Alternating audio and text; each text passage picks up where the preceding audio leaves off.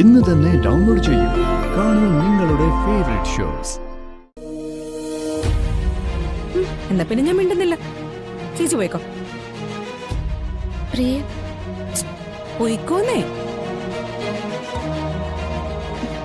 അതെ, മനുഷ്യനായാൽ അങ്ങോട്ടും ഇങ്ങോട്ടും കുറച്ച് വിശ്വാസമൊക്കെ വേണം. എനിക്ക് ദേഷ്യം വരുമ്പോ ഞാൻ ചിലപ്പോ ചീത്ത പറയും. അത് ഇന്നും ഇന്നലും തുടങ്ങിയൊന്നും അല്ലല്ലോ. കുഞ്ഞു പ്രായം തൊട്ട് അങ്ങനെ തന്നെയല്ലേ? ശരി, ഞാൻ വഴക്കിനില്ല. ഇപ്പൊ എങ്ങോട്ടാ ഞാൻ നിന്റെ കൂടെ വരണ്ടേ?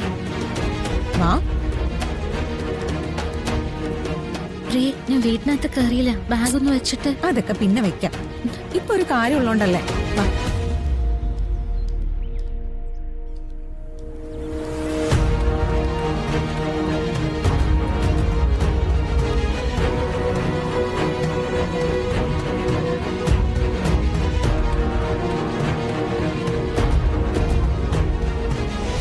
നമ്മൾ ഈ കളിക്കുന്ന കളിയെ അവസാനിപ്പിക്കാനുള്ള സമയമായി മോളെ.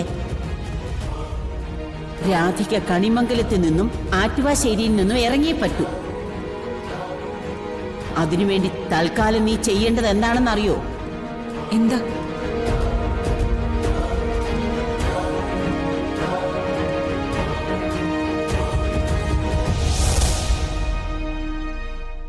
എന്തിനാ ഇവിടെ നിൽക്കുന്നേ? അത് തുളസിച്ചെടി വിശുദ്ധല്ലേ? അത് നിനക്ക് അറിഞ്ഞൂടെ? തുളസിയോളം വിശുദ്ധമായ ചെടി വേറെ ഏതാ ഉള്ളത്? ഭഗവാൻ ഏറ്റവും പ്രിയപ്പെട്ടല്ലേ ആ തുളസിയില. എന്ന് പറഞ്ഞ ഓരോ തുളസിയിലും ഭഗവാന്റെ സാമീപ്യം ഉണ്ടെന്നല്ലേ? ഇതൊക്കെ കുഞ്ഞുനാളിലെ അച്ഛൻ നമുക്ക് പറഞ്ഞു തന്നിട്ടുള്ളതല്ലേ?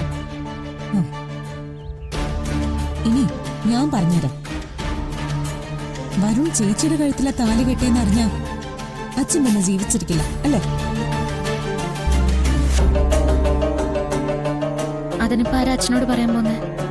ചേച്ചി പറഞ്ഞാലോ? അച്ഛനെ ഞാൻ എത്രത്തോളം സ്നേഹിക്കുന്നുണ്ടെന്ന് നിനക്കറിയില്ല. അച്ഛന് ഒരു വേദന കൊടുക്കാനും ഞാൻ ഒരുക്കല്ല. അങ്ങനെയാണെങ്കിൽ ഈ തുളസി ചെടിയിൽ തൊട്ട് സത്യം ചെയ്യും. എന്തൊക്കെ പ്രശ്നം ഉണ്ടായാലും അച്ഛനെ ഈ കാര്യം അറിയിക്കില്ലെന്ന്.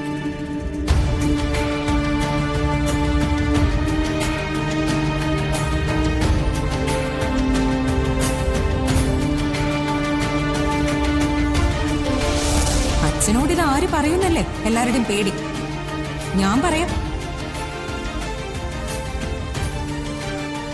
പറയാമേ. എല്ലാം ഇവിടെ കൊണ്ട് അവസാനിക്കട്ടെ. അതിന്റെ പേരിൽ അച്ഛന്റെ ജീവൻ നഷ്ടപ്പെടുകയാണെങ്കിൽ ദേവനാരായണൻ തിരുമേനിക്ക് ഈ ഭൂമിയിൽ അത്രയും ആയുസുള്ളെന്ന് കരുതിയാ മതി.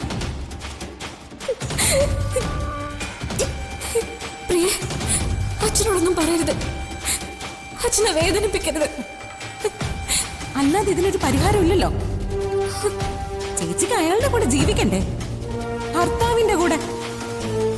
എന്നെ അതിൽ നിന്ന് ഒഴിവാക്കണ്ടേ? അതിന് ഇതല്ലാതെ വേറെ മാർഗമില്ല. നീ പറയുന്ന എന്തും ഞാൻ അനുസരിക്കാം. അച്ഛൻ ഈ കാര്യം അറിയാൻ പാടില്ല.